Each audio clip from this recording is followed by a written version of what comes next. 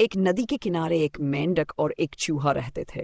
दोनों में गहरी दोस्ती थी, लेकिन मेंढक के मन में हमेशा कुछ ना कुछ चालाकी चलती रहती थी। वह अक्सर चूहे से कहता कि नदी के उस पार का जीवन बहुत सुंदर है, वहां अन्न के भंडार हैं और अगर वह चाहे तो उसे वहां ले जा सकता है। चूहा पहले तो झिझका, लेकिन मेंढक की मीठी बातों में आ गया। मेंढक ने उसकी टांग को एक मजबूत घास के तिनके से अपनी टांग से बांध दिया और दोनों पानी में उतर गए।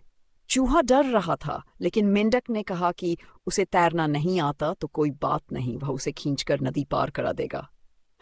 जैसे ही वे बीच धारा में पहुंचे, मेंढक ने शरारत में चूहे को पानी में डुबाने की कोशिश की।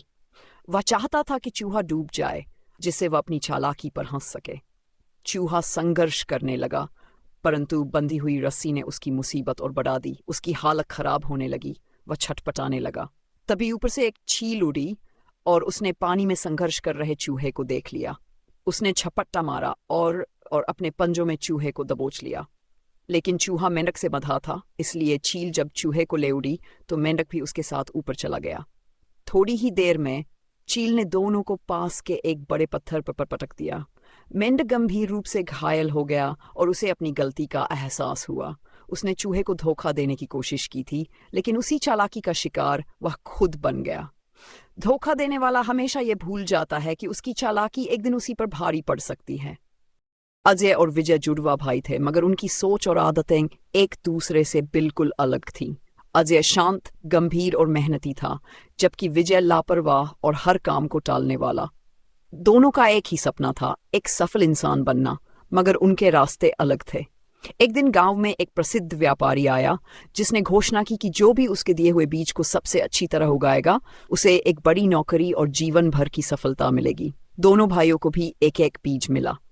अजय ने पूरे मन से बीज को उपजाऊ मिट्टी में लगाया, समय समय पर पानी दिया और धूप से बचाने के लिए छाया का भी ध्यान रखा। दूसरी ओर विजय ने उस बीज को किसी गमले में डाल दिया और सोचा कि बस समय के साथ खुद ही पेड़ बन जाएगा। कुछ महीनों बाद अजय के बीच से एक हरा भरा पौधा निकल आया, जो धीरे धीरे मजबूत पेड़ बनने लगा। वहीं विजय का बीज सूख चुका था, क्योंकि उसने उसे सही देखभाल नहीं दी थी। व्यापारी गांव लौटा और उसने दोनों के पौधों को देखा। अजय का पेड़ देखकर वह बहुत प्रभावित हुआ और उसे अपनी कंपनी में एक बड़ा अवसर दिया।